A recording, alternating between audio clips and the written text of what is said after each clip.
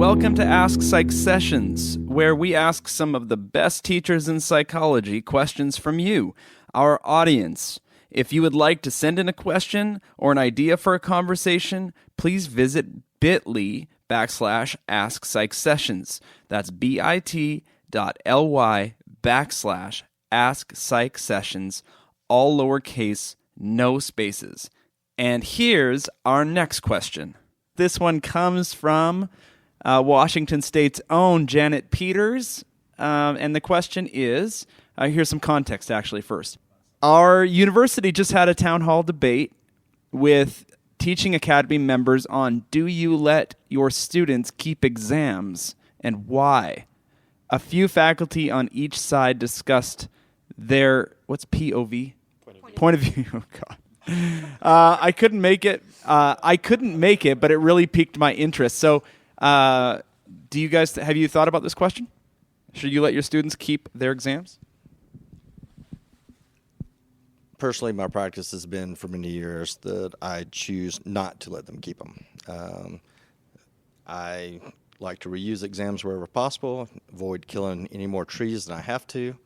I give students the opportunity to come to my office and review their exams up to 2 weeks after the exam. That's the strategy I've chosen to take over the years. So.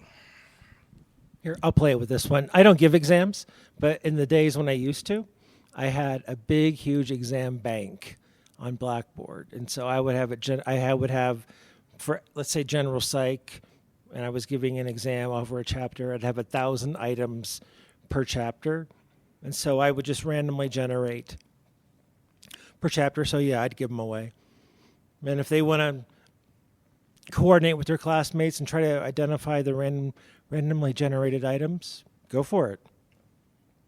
They want to memorize and figure out what the answers are over 1,000 items, over 13 chapters, memorize 13,000 items.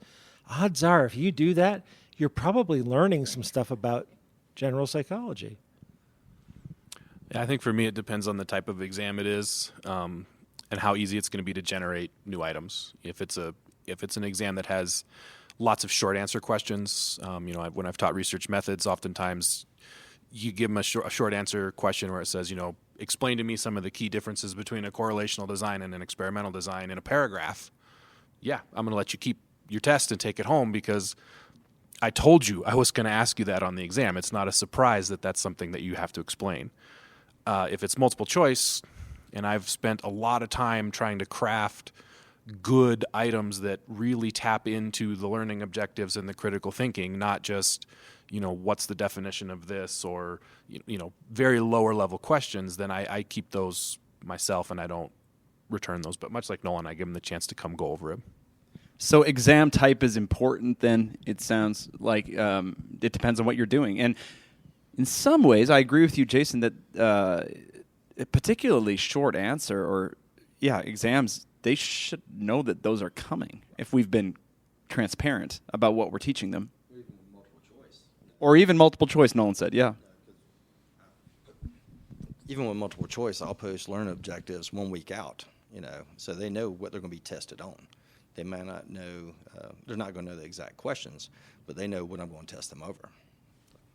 Yeah, I mostly agree with Nolan and Jason. We don't release our multiple choice exams. We spend a ton of time, because we teach as a team, developing the pools that we want to use. And so the way we create exams is instead of having a giant pool of 1,000 items, we have what we're going to test over, what learning objective we're going to test over, and then our team has picked which items we like to test over for that, and then each one of us is supposed to pull 2 of those items randomly. And so we spend hours and hours and hours doing that. We like those items. I'd prefer them to not get out there. And as someone who's worked behind the scenes on a test bank, we all know that writing good items is incredibly hard. And as soon as those are completely out on the market, trying to start over is just a daunting task. So I think the important thing for students, though, is to get immediate feedback on a test. And so one of the things that we've loved doing now is we take our students take tests on their clickers. And so they get their score right there sitting in the class. Now, sometimes that's good. Sometimes it's tearful. but I think that there's a lot of literature out there that suggests that getting that immediate feedback is even more important than taking home the test. I don't think taking home the test, the only thing that might happen there is they might share the items with other sections. I'm not sure they're going to spend a lot of time reviewing what they missed, and they can do that in my office, but I think it's more important for them to know exactly how they did right then.